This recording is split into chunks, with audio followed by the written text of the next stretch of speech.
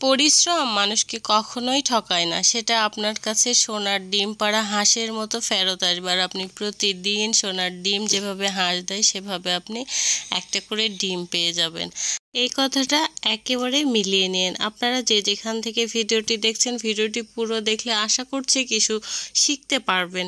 আসলে পরিশ্রম আমাদের এমন একটা মোক্ষম হাতিয়ার। আপনি পরিশ্রম করলে সেটা আপনাকে কখনোই ঠকাবে না, যে কোনোভাবেই সেটার ফল আপনি পাবেন।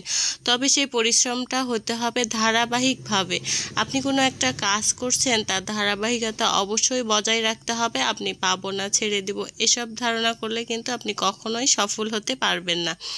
আসলে আমি ইউটিউবে কাজ করছি অনেক দিন ধরে, তবে ইউটিউব থেকে সাকসেসফুল হয়েছে, ইউটিউব থেকে পেমেন্ট আসে আমার, কিন্তু কখনোই তোলা হয়নি। একসঙ্গে তুলব বলে আমার সব পেমেন্ট কিন্তু ব্যাংকেই জমা হতো। তো আলহামদুলিল্লাহ আমি ইউটিউবের পেমেন্ট পেয়ে অনেক খুশি। তবে ফেসবুক থেকে অনেক পরিশ্রম এবং অনেক কাজ করে যাচ্ছি। ফেসবুকের আমার একটা ভায়োলেশন আসায় আমার পেজটা রেস্ট্রিকশন করে দিয়েছিল প্রায় 2 বছরের মতো। তারপরেও আমি কিন্তু বসে থাকিনি, আমি কিন্তু ভিডিও ছেড়েই যাই। আলহামদুলিল্লাহ এখন আমার পেজ থেকেও ইনকামের একটা সোর্স চালু হয়ে গেছে। আমার ডলার অ্যাড হতে শুরু করেছে অলরেডি, আমার অনেক ডলার হয়ে গেছে। আশা করছি এখান থেকেও আমি কিছু পাবো। তবে আপনাকে পরিশ্রম করতে হবে প্রাণপণে, মনের মধ্যে একটা ক্ষোভ থাকতে হবে যে আমি এই কাজটা পারবই, আমাকে পারতেই হবে, এটা থাকতে হবে আপনার মধ্যে। একজন আমাকে বলেছিল, আমি ছোট্ট একটা কাপড়ের বিজনেস করি, একজন বলেছিল এটা করে কি লাভ, আপনাকে অনেক কাপড় খুলতে হয়, অনেক সময় অনেকে কাপড় পছন্দ নাও করতে পারে, আপনাকে অনেক ভাঁজ করতে হয়। তো আসলে এই কথাটা শুনে আমার অনেক খারাপ লেগেছিল, কিন্তু কষ্ট ছাড়া কিছুই হয় না। কষ্ট না করলে আপনি কিছুই পাবেন না। আপনি যদি রান্না না করেন খেতে পারবেন না। আপনি একটা বাচ্চা পাচ্ছেন, একটা বেবি, 10 মাস 10 দিন পর একটা বেবি আপনি পান। তো প্রতিটা কাজে, যে কোনো কাজে টাকা পেতে হলে আপনাকে অবশ্যই পরিশ্রম করতে হবে। পরিশ্রম ছাড়া কিছুই হয় না।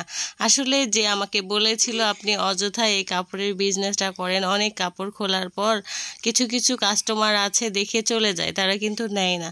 কিন্তু আমার এতে কোনো লাগেনি। তখন আমি তাকে বলেছিলাম যে ভাবি, আসলেই কোনো কাজ ছোট করে দেখবেন না, আর কোনো কাজ কষ্ট ছাড়া কিন্তু আপনি কখনোই অর্থ উপার্জন করতে পারবেন না। আপনাকে কষ্ট করতেই হবে যে কোনো কাজে। পড়াশোনা করে অনেকে চাকরি করছে, অনেক বড় চাকরি, আমিও চাইলে চাকরি করতে পারতাম, কিন্তু চাকরির থেকে আমি যে কাজগুলো করছি এগুলো আমি স্বাধীনভাবে করতে পারছি। বাচ্চা সামলিয়ে, সংসার সামলিয়ে আমি ইউটিউবিং, আমার ছোট একটা বিজনেস আছে, এছাড়াও আমি আরও অনেক কিছু করতে পারি। আর চাকরি করলে সকাল 8টা থেকে 5টা পর্যন্ত আমাকে অফিসেই থাকতে হতো, আমি বাচ্চাকেও দেখতে পেতাম না, সংসারও সামলাইতে পারতাম না, কিছুই করতে পারতাম। তো আলহামদুলিল্লাহ আমি ভালো আছি। আর যারা অনেক কথা বলে তাদের কথায় কান দেওয়া যাবে না, কানে তুলো দেওয়ার মতো করে চলতে হবে।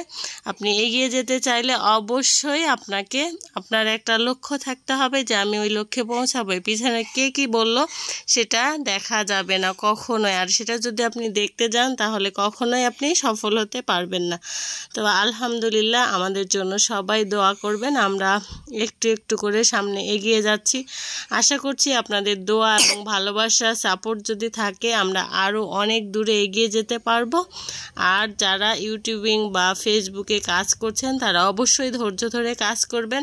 আপনাদের জন্য আমার একটা মেসেজ, লেগে থাকবেন, ধারাবাহিকভাবে ভিডিও কোয়ালিটি ভালো করবেন আর প্রতিদিন ভিডিও দেওয়ার চেষ্টা করবেন। আপনারা অবশ্যই সফল হবেন। তবে একদিনে কেউ সফল হয় না, সফলতার পিছনে অনেক কাহিনী থাকে।